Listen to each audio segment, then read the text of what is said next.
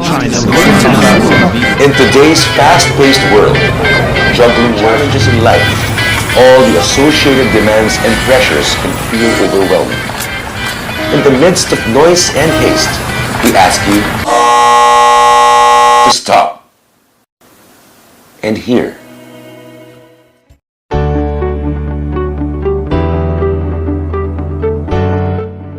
Where exactly do our taxes go? The answer is all around you. It's the roads and bridges you use every day. It's the schools you attend, the airports you use to travel, the hospitals you go to when you're sick. Simply put, without taxes, the country would be a barren, empty land. Once again, we ask you to stop.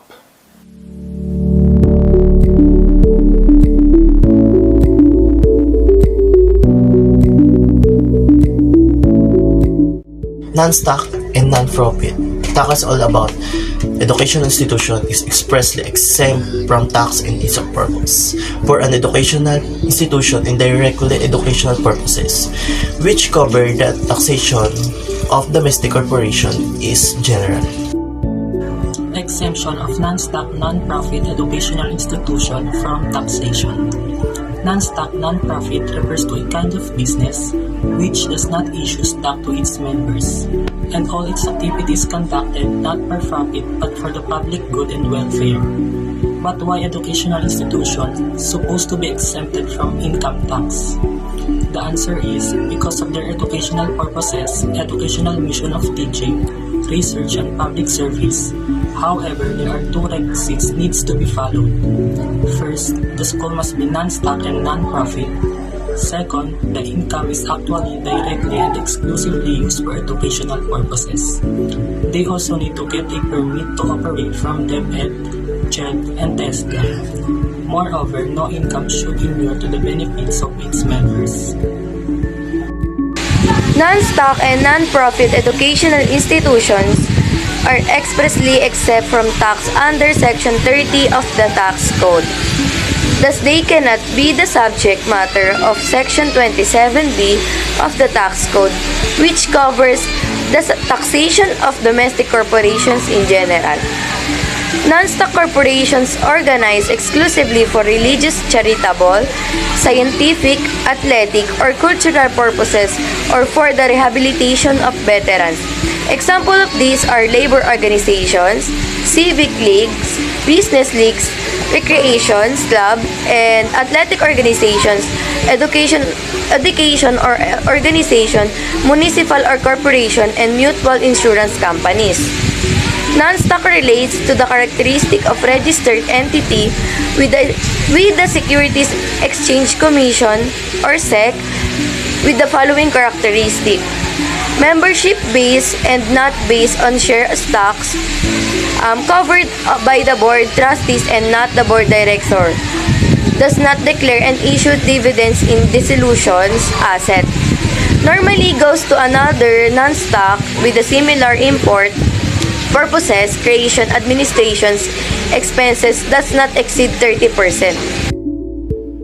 Exemption of non-stock, non-profit educational institution from taxation. In the Philippines, not-for-profit organizations are typically organized as non-stock corporations, registered under the Corporation Code. Non-stock corporation may be formed for charitable, religious, educational, professional, cultural, fraternal, literary, scientific, social, civil service, or similar purposes such as trade industry, agricultural, and similar chambers, or any combination thereof.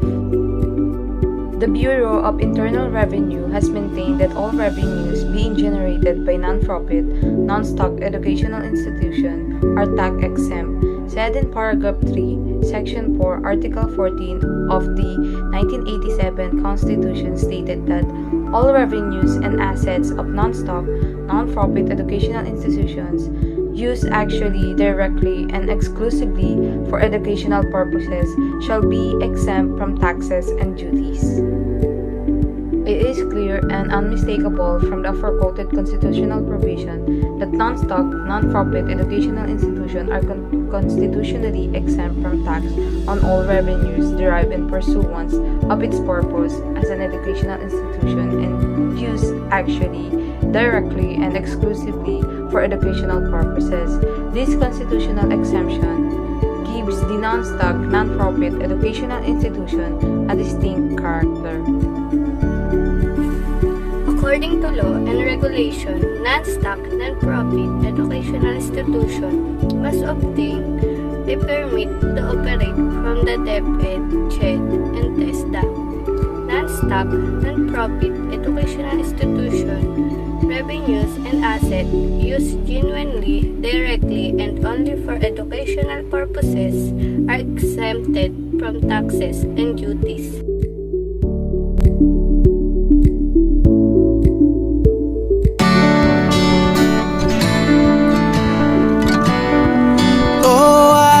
Nang simulan, isang hakbang para sa kinabukasan. Ating buwis, ating tungkulin. Ito ang landas nating tatahagin. Angat pa Pinas, tayo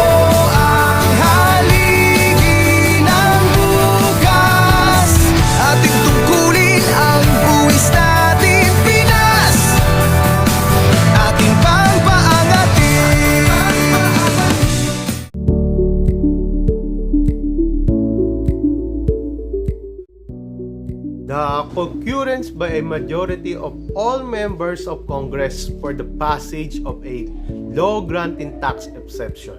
So this constitution means that the House and the Senate may propose or concur on revision to bills to relevant appropriation, revenue, or tariff bills. So the bills allowing an increase in the public debt, acts of local jurisdiction, and private bills that originate solely in the House. So the filing of legislation in the Senate is not prohibited under the Constitution. So as long as they filed by the House of Representatives, the revenue bills must be introduced entirely in the House by law. Although the Senate may submit a replacement bill in advance of receiving the bill from the House, a replacement bill may be introduced as long as the Senate does not act until it gets the House bill. So the tax and amenities, the tax condonation, and the tax refund are treated similarly as the tax exception and require the same absolute majority vote. To be legitimate, the same must be consequent of the legislative grace rather than the simply refund based on the simple payment failure. According to the Constitution, no bill granting any tax exemptions may be passed unless it receives the approval of a majority of all members of Congress. As a result, in order for tax exemptions to be legal, the statute providing them cannot be enacted by a simple majority of the members present and voting at the time of the passage. It is necessary for all members to vote, and a majority of those voting must favor the grant. Concurrence by a majority of all the members of Congress for the passage of the law granting tax exemption. All members must vote and the grant must be supported by a majority of them. According to the Constitution, no law granting a tax exemption can be passed without the majority of vote of all Congress. As a result, for tax exemptions to be effective, the statute providing them cannot be passed by a simple majority of those present and voting at the time. All members must vote, and the grant must be supported by a majority of them. Tax amnesties, tax condonation, and tax refunds are all regarded the same way as tax exemption. As a result, A bill of offering amnesty, tax condonation, or tax refunds requires the same absolute majority of vote. According to the Constitution, it merely states that the House of Representatives must take the initiative for bills to be filed on the grounds that because they are elected from districts, members of the House are supposed to be more sensitive to local needs and concerns. The Constitution requires that not the legislation, but the revenue bill originate entirely in the House of Representatives, because a bill originating in the House may undergo such extensive revisions in the Senate that the consequence may be a rewriting of the whole and a distinct bill may be formed.